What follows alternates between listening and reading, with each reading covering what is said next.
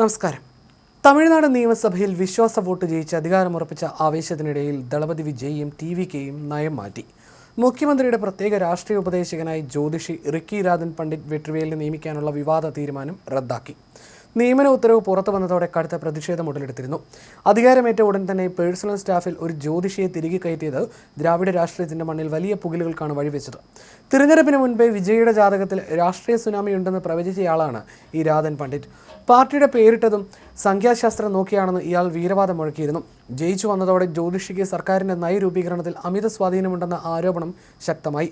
യുക്തിവാദി രാഷ്ട്രീയത്തിന് വേരോട്ടമുള്ള തമിഴ്നാട്ടിൽ മുഖ്യമന്ത്രിയുടെ നിഴലായി ഒരു ജ്യോതിഷി നടക്കുന്നത് ഭരണത്തിന്റെ പ്രതിച്ഛായ ബാധിക്കുമെന്ന് നിരീക്ഷകർ മുന്നറിയിപ്പ് നൽകി. വിജയത്തിന് പിന്തുണ നൽകിയ സഖ്യകക്ഷിയായ വിടുതലൈ ചിരുതൈകൾ കച്ചി ഈ നിയമനത്തിൽ പരസ്യമായി അതൃപ്തി പ്രകടിപ്പിച്ചു. പ്രതിഷേധമുയർന്നതോടെ വിജയ് തന്ത്രപരമായി പിന്നോട്ട് പോവുകയായിരുന്നു. അദ്ദേഹം വെറും ഒരു മീഡിയ വക്താവാണെന്ന് പറഞ്ഞ് ടി.വി.കെ നേതാവ് നിർമ്മൽ കുമാർ ന്യായീകരിക്കാൻ നോക്കിയെങ്കിലും സഖ്യകക്ഷികൾ അതിന് വഴങ്ങിയില്ല. വിശ്വാസ വോട്ടെടുപ്പ് അനായാസം ജയിച്ചെങ്കിലും ഇത്തരം അന്ധവിശ്വാസ നിയമനങ്ങൾ ദളപതിയുടെ ഇമേജിന് വലിയ പോറലേൽപ്പിച്ചു. ദ്രാവിഡ പാരമ്പര്യവും യുക്തിവാദവും മുറുകെ പിടിക്കുന്ന വോട്ടർമാരെ പിണക്കിയാൽ അടുത്ത തവണ പണി കിട്ടുമെന്ന് ഉപദേശകർ പറഞ്ഞതോടെയാണ് ജ്യോതിഷിയെ ഒഴിവാക്കിയത്. ഭരണം തുടങ്ങിയ ഉടനെ തന്നെ ഇങ്ങനെയൊരു യു-ടേൺ അടിക്കേണ്ടി വന്നത് വിജയ് ക്യാമ്പിന് വലിയ നാണക്കേടായിട്ടുണ്ട്. വിശ്വാസ വോട്ടെടുപ്പിൽ ടി.വി.കെ സർക്കാർ അനായാസം വിജയിച്ചിരുന്നു. ഇതിന് പിന്നാലെ ഭരണപരമായ അഴിച്ചുപണികൾ നടത്തുന്നതിനിടയിലാണ് വിവാദ നിയമനം റദ്ദാക്കിയെന്ന വിവരവും പുറത്തുവരുന്നത്. തമിഴ് രാഷ്ട്രീയത്തിലെ ദ്രാവിഡ പാരമ്പര്യവും ജയലളിതയുടെ രാഷ്ട്രീയ ജീവിതത്തിലെ നിർണായക ഘട്ടങ്ങളിൽ താൻ ആത്മീയ ഉപദേശകനായി പ്രവർത്തിച്ചിട്ടുണ്ടെന്നായിരുന്നു രാജൻ പണ്ഡിറ്റ് അവകാശപ്പെട്ടിരുന്നത്. 1991 ജയലളിതയുടെ വലിയ വിജയത്തെക്കുറിച്ച് താൻ പ്രവചനം നടത്തിയിരുന്നുവെന്നും ഇദ്ദേഹം അവകാശപ്പെടുന്നു.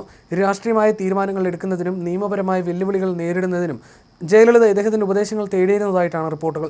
ഒരു കാലഘട്ടത്തിൽ ജയലളിതയുടെ അടുത്ത ഉപദേശക സമിതിയിലെ പ്രധാനിയായിരുന്നു അദ്ദേഹം.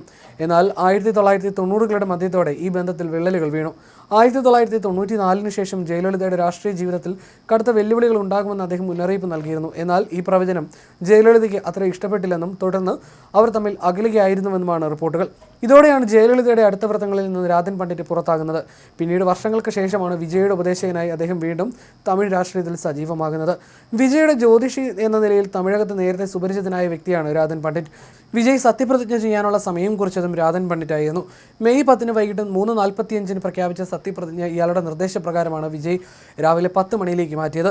വിജയ് തമിഴ്നാട്ടിൽ അധികാരത്തിലെത്തുമെന്ന് 2024 രാജൻ പണ്ഡിറ്റ് പ്രവചിച്ചിരുന്നു. ജ്യോതിഷിയിലെ സെലിബ്രിറ്റി ജ്യോതിഷിമാരിൽ പ്രമുഖരാണ് രാജൻ പണ്ഡിറ്റ്. പണ്ഡിറ്റ് വെട്രിവേൽ എന്ന് പൊതുവിൽ അറിയപ്പെടുന്ന ഇയാൾ 2008 ഡൽഹിയിലേക്ക് മാറുകയും രാജൻ പണ്ഡിറ്റ് എന്ന പേര് മാറ്റുകയുമായിരുന്നു. വിജയുടെ വിജയത്തിന് പിന്നാലെ റിക്കി രാജൻ പണ്ഡിറ്റ് അദ്ദേഹത്തെ വീട്ടിലെത്തി കൂടിക്കാഴ്ച നടത്തിയിരുന്നു. സർക്കാർ രൂപീകരിക്കുന്നതുമായി ബന്ധപ്പെട്ട് വിജയ് ഗവർണറെ കാണാൻ പോയപ്പോഴും ഇയാൾ ഒപ്പം ഉണ്ടായിരുന്നു. മുമ്പ് ടി.വി.കെ വക്താക്കൾ മാധ്യമങ്ങളെ കാണുമ്പോഴെല്ലാം റിക്കി രാജൻ പണ്ഡിറ്റും കൂടെ ഉണ്ടാവാറുണ്ടായിരുന്നു. ജ്യോതിഷവും രാഷ്ട്രീയവും ഇടകലർത്തിയുള്ള അദ്ദേഹത്തിൻ്റെ പ്രസ്താവനകൾ വലിയ തോതിൽ മാധ്യമ ശ്രദ്ധ നേടിയിരുന്നു. ഇദ്ദേഹത്തിൻ്റെ നിയമനത്തിനെതിരെ ടി.വി.കെയുടെ സഖ്യകക്ഷികൾ പരസ്യമായി രംഗത്തെത്തിയിരുന്നു. നിയമനം മതേതരത്വത്തിനും ശാസ്ത്രീയ ബോധത്തിനും വിരുദ്ധമാണെന്നായിരുന്നു കോൺഗ്രസ്, CPM, CPI, VCK തുടങ്ങിയ രാഷ്ട്രീയ കക്ഷികൾ വിമർശനം ഉന്നയിച്ചത്. കഴിഞ്ഞ ദിവസമാണ് നിയമനം സംബന്ധിച്ച ഔദ്യോഗിക ഉത്തരവ് പുറത്തിറക്കിയത്. ഇതിന് പിന്നാലെയാണ് വിവാദമുയർന്നത്. ഇതിനുശേഷം ഇത് റദ്ദാക്കുകയും ചെയ്തു.